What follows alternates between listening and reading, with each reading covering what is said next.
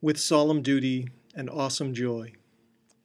Last week, the 44th President of the United States took the oath of office in public once again on the west side of the Capitol building in Washington, D.C., to begin a second four-year term. It was noted often by historians and prognosticators of inaugural addresses, who are a very slight proportion of the human family, as the day neared that almost every presidential address in the prior 56 had included mention of and appeal to God.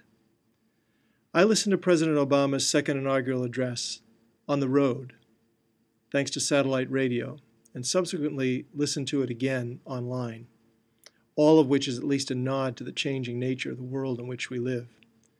As one involved in the life of the church and approaching life from a hopefully healthy faith perspective, I listened and watched and later read with attention focused on where, when, and how God is mentioned and the things of faith in that inaugural address.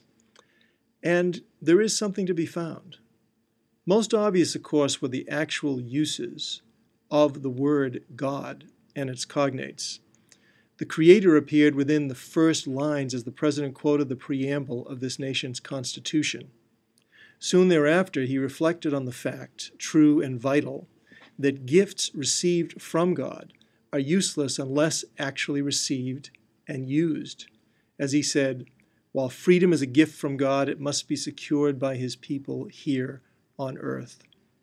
Later, among the mention of issues on which he hopes to focus and provide leadership over these next several years, Obama included climate change, in the context of which he noted, "That is how we will preserve our planet, commanded to our care by God." Of the oath he had just taken anew, the President noted that it is a promise to God and country, not to be confused with a promise made to the good of any political party or any particular interest. But beyond these most obvious references, which included the standardly American closing appeal that God bless these United States, there were other, perhaps more interesting references that didn't include any title of the deity. Rather, they are echoes, reflections, and calls to apply the faith heritage of the nation to the issues that confront us in our time. And so he spoke of the self-evident truths named for us by the authors of the National Constitution as our creed. Obama made this reference several times, including a recalling of the words and work of Martin Luther King Jr., and perhaps recalling the Christmas star, when he said, "The most evident of truths, that all of us are created equal, is the star that guides us still."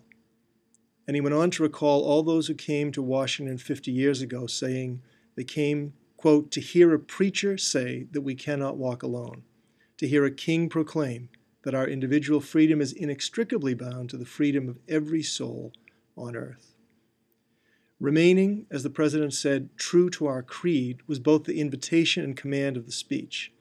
This call was twinned with the image very common in the Hebrew Christian scriptures of our engagement on a shared journey. The journey is fundamentally the movement toward making our creed more than words, making it shine in action to change lives, culture, and society in accord with its image of what it means to be human together in this land. He affirmed what likely all his hearers, both those who agree with his priorities and those who don't, would confirm as truth. Our journey is not complete. Continuing the journey in faithfulness to the principles of that creed requires, he said, effort, purpose, passion, and dedication. But above all, it requires that we, the people, make this journey, as he said, together and in common, though we might not, and indeed do not, agree on all the details of the best way forward or what constitutes real fidelity to our national creed. For the President, it's clear that this movement, this journey in common, does not require what he called perpetual war. It does call for us to will to be a source of hope to the poor, the sick, the marginalized, the victims of prejudice, not out of mere charity, but because peace in our time requires the constant advance of those principles that our common creed describes: tolerance and opportunity, human dignity, and justice. The inaugural address carries within a sense of the tradition that has preceded it every 4 years since George Washington. And that tradition, American as it is, carries in turn a certain resonance to the ear of this Christian: creed, journeying together, faithfulness in the midst of change, innovation based on tradition, emphasizing what is held in common in the midst of diversity, the sense of forward movement and a goal to be reached, the necessary translation of the tradition into terms of the current reality. And behind and beneath all of this, a reliance on the benevolent presence of God calling this all to be and serving as foundation of the self-evident truths that are the center of the national creed.